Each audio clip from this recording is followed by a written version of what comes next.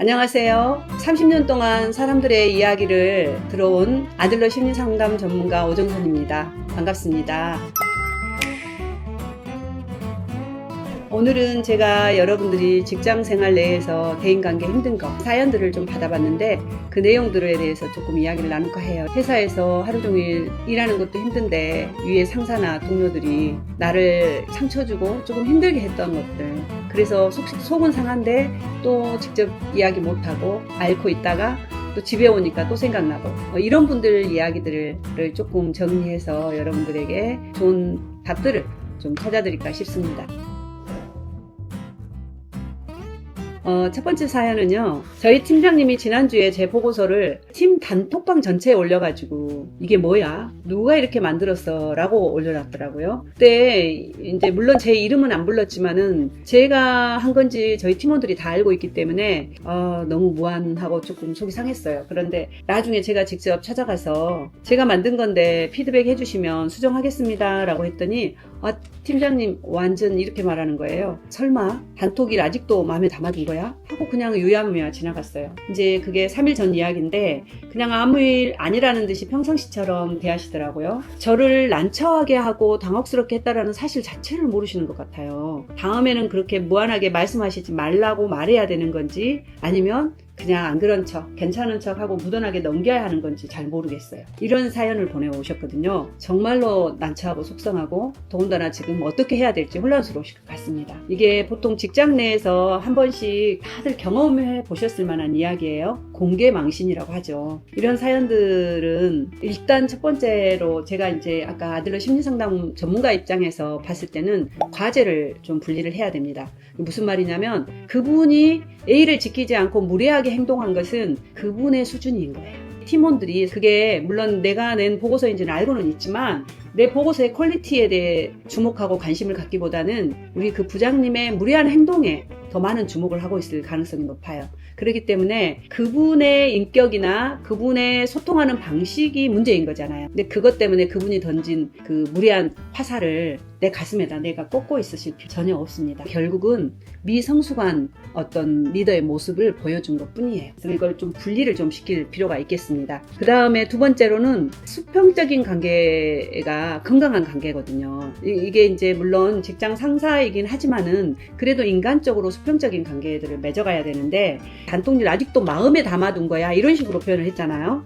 무슨 말이냐면은 자기가 뭔가 실수한 것에 대해서 네가 속이 좁아서 그래 라는 식으로 부하 직원에게 돌리는 굉장히 그 회피하는 형태의 권위주의자인 거예요. 그래서 이런 분의 이런 모습들은 대체적으로 좀 차분하고 명확하게 자신의 의견들을 이야기를 해줄 필요가 있습니다. 그래서 감정을 전달을 해야 돼요. 또 하나는 이래야 될지 저래야 될지 그냥 무던한 척하고 넘어가야 될지 아니면은 말씀을 드려야 될지 이게 지금 고민이 되시는데 어떤 기회를 좀 보아서 좀 차분한 시간에 내 감정이 조금 정리된 상태가 되면 찾아가서 이렇게 말씀을 하시면 좋을 것 같아요. 팀장님, 지난번에 사실 그 피드백 그 카톡방에 올리셨을 때 제가 너무 당황스러웠습니다. 따로 불러서 말씀해 주시면 감사하겠습니다. 이런 식으로 직접 구체적으로 표현을 하셔야 된다고 저는 생각을 합니다. 그래서 내 속에서 정리하고 찾아가서 그래서 첫 번째는 말씀드린 것처럼 그것은 그분의 수준이다.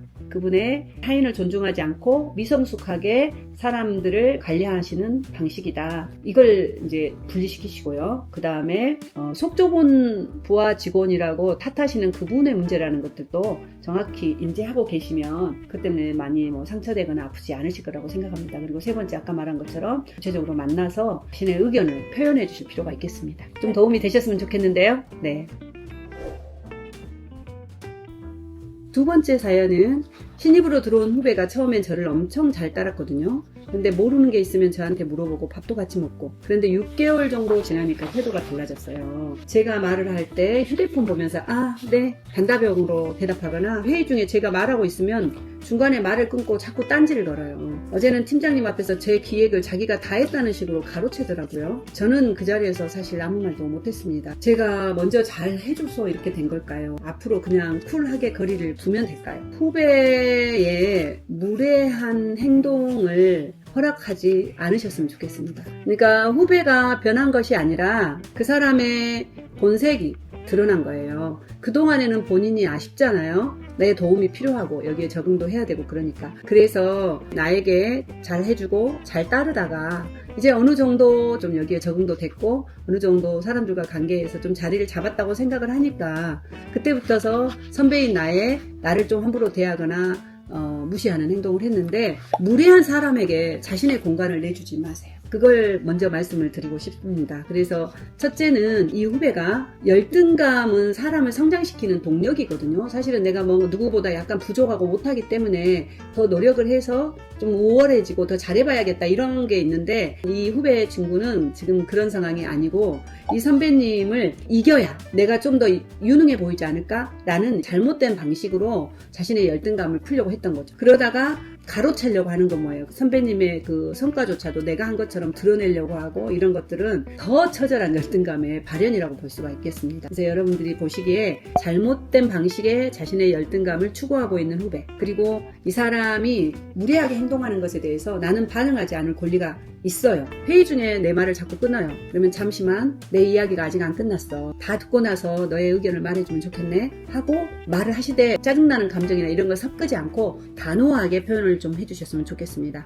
그 다음에 기획을 가로챘을 때는 방금 후배님이 설명한 부분은 제가 초안을 잡을 때 고려했던 핵심 포인트인데 잘 전달해줘서 고맙네요. 그런데 보충 설명을 조금 더 드리자면 하고 내가 그 기획했던 내용에 대해서 공을 다시 나에게 가져와요. 그렇게 해서 자연스럽게 기획을 가로챌 때 내 것으로 가져올 거. 그 다음에 이제 태도가 불순해지면 둘이만 있을 때 이렇게 휴대폰 보는 거라든가 이런 것은 서로에 대한 존중이 아니라고 생각해. 업무적인 피드백을 내가 줄 때는 조금 더 집중해줬으면 좋겠어 라고 이렇게 말씀을 하셨으면 좋겠습니다. 그래서 여러분들은 존중받을 가치가 있는 선배예요. 그런데 이렇게 단순히 착한 선배? 네, 그것 때문에 그 후배에게 무례하게 행동하도록 자리를 내주지 않도록 여러분들이 마음을 좀 딱 다잡으셨으면 좋겠습니다. 혹시라도 자책하지 마시고요. 그리고 사회적으로 왔을 때 기본적인 매너잖아요. 기본적인 예의를 지켜갈 수 있도록, 그리고 공동체의 질서나 규칙을 지켜갈 수 있도록 표현을 하셔서 반드시 말을 해줘야 된다고 생각을 합니다. 여러분의 공과를 가로채는 동료나 후배 때문에 속상했던 적이 있으신가요? 혹시 여러분만의 대처법이 있으시다면 공유 부탁드릴게요. 세 번째 사연은 저는 회사에서 착하다는 말을 제일 많이 들어요. 근데 그게 기쁘지가 않아요. 뭔가 이용당하는 포지션 같아서요. 예를 들면 이번에 갑자기 인원이 빠져서 팀에 공백이 생겼는데 팀장님이 제일 먼저 다른 사람도 아니고 당연하다는 듯이 저에게 네가 잠깐 커버해 줄 수 있니? 라고 했어요. 저는 또 네 라고 했고요. 다음 달 성과 리뷰에서 그 업무는 제 실적에 또 안 잡혔어요. 그건 원래 내 업무가 아니잖아 라는 이유죠. 착한 사람은 왜 항상 이렇게 되는 건가요? 저는 착한데 단단한 사람이 되고 싶어요. 이 사연은 인정에 대한 욕구하고 인생의 거짓말 이라는 부분을 좀 다루어서 이야기를 말씀드리면 좋을 것 같아요. 우리가 착한 사람이라는 가면 뒤에 숨겨진 심리나 그 굴레를 벗어 던지는 법을 제가 지금부터 알려드릴게요. 여기 보시면 이분은 우리가 꼭 회사뿐만이 아니라 세상 살아갈 때 참 착해, 겁 없이도 살 사람이야 라는 말을 듣지만 정작 본인의 마음은 멍이 들어있는 사람들이 다 있습니다. 저도 좀 비슷한 편인데요. 시키는 일 다 하고 남의 찌다거리까지 도맡았는데 정작 성과 리뷰에서는 외면을 받는 상황인 거죠. 이렇게 착한 사람이 왜 자꾸 이용당하는지, 어떻게 하면 단단한 나로 거듭날 수 있는지 제가 한 3가지로 나눠서 이야기를 드릴 수 있을 것 같아요. 첫째는 이 인정받고 싶어하는 욕구의 함정이라고 할 수가 있어요. 착하다라는 말은 어떻게 보자면 여러분을 이용하는 조종의 언어일지도 몰라요. 그래서 내가 착한 행동을 해서 인정받으려는 마음이 강해질수록 상대방은 나를 더 이용할 가능성이 높아지고 또 자신들의 그 과제를 여러분에게 떠맡길 가능성이 높습니다. 그래서 타인에게 인정받으려고 하는 그런 욕구를 좀 과감하게 버리실 필요가 있습니다. 그 다음에 이제 두 번째는 아들러가 이건 이야기한 말인데요. 사람들은 현실의 어려움들을 회피하기 위해서 인생의 거짓말을 하나 만들어내요. 그게 뭐냐면 내가 거절하면 저 사람하고 관계가 나빠지고, 내가 이런 말을 하면 팀장님이 나를 싫어할 거야. 이런 것은 내가 뭔가 불편한 상황을 직면할 용기가 없기 때문에 이런 말로 거짓말을 치는 거죠. 이게 인생의 거짓말이라고 표현을 해요. 그건 회피를 잘하는 사람들의 특징이기도 해요. 그래서 내가 조금 더 관계가 잠깐은 어색해질 수 있잖아요. 그리고 불편해질 수 있기 때문에 그것을 견딜 용기가 없어서 그냥 착하다는 말에 내가 지금 힘든데도 불구하고 상대가 요구하는 걸 그대로 따라가게 됩니다. 그러다 보면 어떻게 돼요? 내가 짊어지게 되니까 여기 등에 짐 많이 짊어지고 있으면 힘들잖아요. 그래서 그런 상태가 계속 될 수가 있겠죠. 그래서 그것은 그분의 몫이고 내가 다른 사람의 고통까지 짐까지 내가 짊어질 필요는 없습니다. 그래서 거절을 하셔야 되고 나머지는 이제 성과에 대해서 배려를 전혀 해주지 않잖아요. 내가 했던 것인데 나중에. 그래서 내 성과와 내 공헌과는 완전히 별개의 영역입니다. 특히 그렇게 성과를 인정해주지 않으니까 많은 상처를 받으셨죠. 그건 이분은 이러는 거예요. 업무를 똑같이 나누는 주고 나서 정당하게 보상을 설계하는 것이 이분의 과제예요. 내 과제는 뭐냐면 내 업무를 명확히 알고 그 다음에 내가 추가로 해서 일한 것에 대해서는 보상을 협의하거나 아니면 거절하거나 둘 중에 하나를 하셔야 돼요. 내 원래 주어진 업무 분야를 하시고 거기에서 더 내가 이렇게 추가로 하게 됐을 때는 보상으로 받든가 거절을 하든가. 그리고 과장님은 정확히 모두에게 정당하게, 그러니까 전체 업무를 공정하게 배분하고 정당하게 보상하는 것이 그분의 업무예요. 그런데 여기서 그것을 적용하지 않잖아요. 이것은 내가 배려하고 기여한 것에 대해서 인정하지 않는 부분에 대해서도 반드시 언급할 필요가 있습니다. 지금 기쁘지도 않다고 했잖아요. 그것은 이미 내 마음과 나의 영혼이 나 지금 너무 무리하고 있어 라고 말하고 있는 신호예요. 그것을 들어줘야 돼요. 나로부터서. 그래서 착한 사람이라는 평가에 중독되지 않아야 돼요. 네. 그 다음에 무조건적으로 내 예스면 되는 거 금물이에요. 팀장님 인원 공백으로 힘든 점은 이해합니다. 그런데 다만 제가 이 업무를 커버를 하게 되면 지금 제가 진행하고 있는 이 업무가 기한이 늦어질 수 있어요.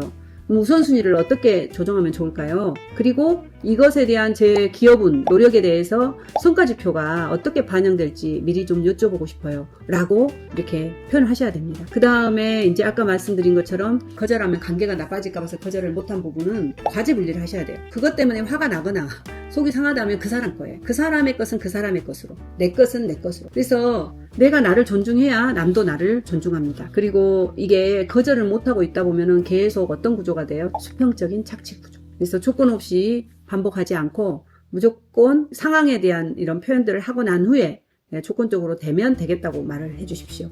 내가 할 수 있는 것만큼 내가 기쁘게 즐거운 범위 내에서 팀에 기여를 하시고 그 외의 선을 넘는 요구에 대해서는 단호하게 나의 공간을 지키는 것. 그것이 여러분이 바라는 착하면서도 단단한 사람의 모습이라고 할 수가 있겠습니다. 출근을 했는데 회사 동료가 저한테 오더니 이런 말을 했어요. 아, 누구씨는 옷을 보세만 사 입나봐. 이제 직장인 됐으면 백화점 옷도 사 입을 줄 알아야지. 저는 그 순간에 너무 당황해서 그냥 웃었어요. 제 옷이 좀 특이하죠? 라고 했어요. 근데 집에 와서 그 장면이 자꾸 생각나요. 내가 왜 웃었지? 왜 그냥 넘겼지? 그 사람 잘못인데 왜 내가 탓을 하고 있지? 왜 나를 탓하고 있지? 이런 상황에서 웃는 게 습관이 돼버린 것 같아요. 어떻게 해야 하나요? 다음에 또 그런 말을 들으면 어떻게 해야 하는 건지 모르겠어요. 우리 그럴 때 있죠. 약간 상황이 불편하거나 멋쩍으면 나도 모르게 그냥 그 상황이 불편해지는 게 싫어서 그냥 웃고 넘어가는 그런 것 같아요. 근데 이제 생각을 해보면 그분이 나에게 무례하게 행동을 한 거잖아요. 그런데 그때 내가 어떻게 반응해야 될지를 잘 몰랐기 때문에 그냥 씩 웃고 넘어갔다가 집에 와서 생각을 해보니까 자꾸 생각이 나고 결국은 그렇게 반응을 나에게 무례하게 대하는데 반응을 못한 내 자신을 자책을 하게 되죠. 이런 경우는 내가 긴장하거나 공격당할 때 웃는 것은 안전행동이라고 표현을 하거든요. 어렸을 때부터 좀 사람이 화내면 안 된다, 참아야 된다, 이런 것들을 또 교육받다 보니까 이런 게 이제 학습이 되어서 그런 상황이 되면은 웃음이 나오는 것 같아요. 일단 웃으면 그 상황을 넘길 수 있으니까 몸이 먼저 반응을 한 거라고 볼 수가 있죠. 근데 이런 게 이제 계속 쌓이면 어떻게 될까요? 결국은 내가 못나서, 내가 부족해서, 내가 사람들 앞에서 대처하는 능력이 떨어져서 이런 식으로 되게 되니까 계속 사람이 위축되고 자존감 떨어지고 이럴 가능성이 높죠. 그래서 이럴 때는 어떻게 해주시면 좋냐면요. 저 같으면은 일단 그 사람을 좀 이렇게 그 사람의 무례한 행동에 대해서 제가 내 자신에게 자책하지 않고 그 사람은 그런 사람이다라고 이렇게 좀 분리를 시켜서 정리를 할 것 같아요. 그리고 나서 이 사람에게 분명히 차분한 시간을 두고 제 의견을 표현을 할 것 같습니다. 그때는 옷을 지적을 했는데 그때는 웃고 제가 넘어갔지만 그 사람은 하던 습관이 있으니까 또 할 거 아니에요. 그러면 저한테 또 그렇게 할 때 누구씨, 당신은 옷을 고를 때는 브랜드가 더 중요한가 보네요. 라고 생각하면서 그 사람의 가치관을 조금 더 객관적으로 이야기를 해주는 거예요. 그러니까 당신은 어떤 백화점 브랜드나 뭐 이런 것을 보고 옷을 구입하는지 모르지만 나는 내가 좋아하는 나의 취향과 나의 기준이 있다.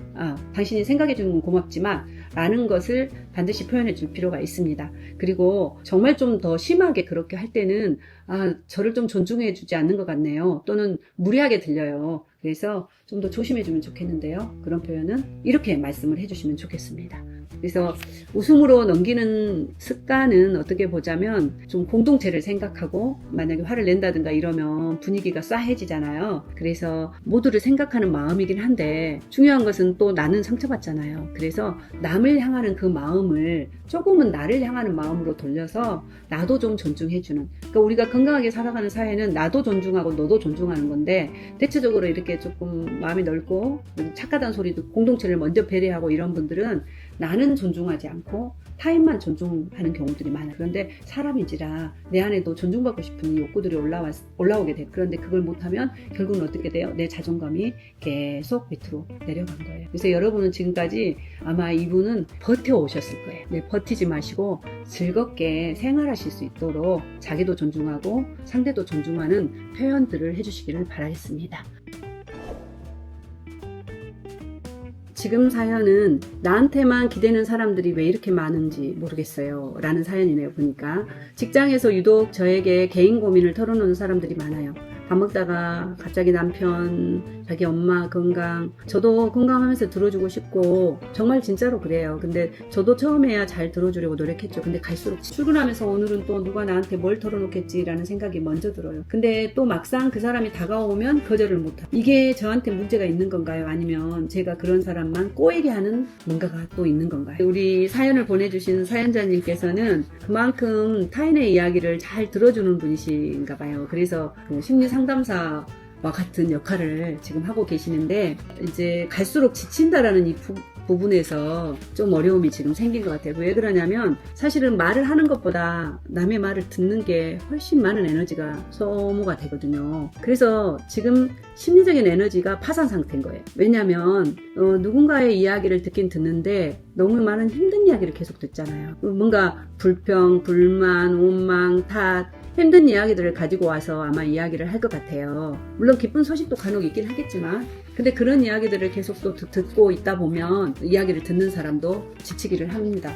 그래서 이분은 약간 심리적으로 울타리를 좀 치실 필요가 있어요. 울타리를 쳐놓지 않다 보니까 그걸 침범해서 들어오시는 분들이 많은 거거든요. 어떻게 보자면 상담사처럼 공감 능력도 높고 그러다 보니까 사람들이 나에게 다가오는데 그게 너무 그냥 확 다 열려있다 보니까 누구나 막 다 들어와서 내 에너지가 바닥으로 쉽게 지금 가버린 상태라고 보시면 되겠습니다. 이게 좀 끝나고 난 뒤에 이야기를 좀 듣도록 할게요 라고 이야기를 한다든가 아니면 내 컨디션을 이야기를 해줄 필요가 있어요. 오늘은 내가 좀 에너지가 다운이 되어 있어서 너의 이야기를 집중해서 들어주기가 좀 힘들 것 같아. 그래서 깊이 있게 이야기를 들어주지 못하면 이야기하는 너도 그렇게 만족스럽지 못할 거니까 내가 좀 에너지가 찰 때 아주 급한 거 아니면 그때 이야기를 하면 어떨까라고 정직하게 자기 자신의 상태를 개방을 좀 하실 필요가 있겠습니다. 정말 너무 깊게 반복이 되면 전문가와 이렇게 연결을 좀 시켜주는 것도 좋을 거라는 생각이 듭니다. 지금까지 봤을 때 이 사연자님은 굉장히 타인을 공감해주는 능력을 가진 분이시잖아요. 그렇지만 모든 사람들의 감정의 쓰레기통이 되실 필요는 없으세요. 당신도 누군가에게 그 감정의 이야기를 갖고 와서 조금 쉬었다 가는 쉼터는 될 수는 있어요. 그렇지만 모든 쓰레기를 다 주워 담는 그런 쓰레기통이 될 필요는 없을 것 같습니다. 아까 말씀드린 심리적인 울타리를 좀 치셨으면 좋을 것 같습니다. 네, 오늘 여러분들의 진솔한 사연 보내주셔서 감사합니다. 정말 고맙습니다. 읽으면서 느낀 점은 그렇게 좀 불편하고 어려운 상황에서도 그래도 또 굳굳하게 잘 이겨내고 계시는 여러분들 마음 제가 응원하고 격려하고 또 공감합니다. 그래서 여러분 다음에도 또 이러한 사연들 많이 보내주시고요. 일일이 하나하나 답신 드리도록 할게요. 수고하셨습니다.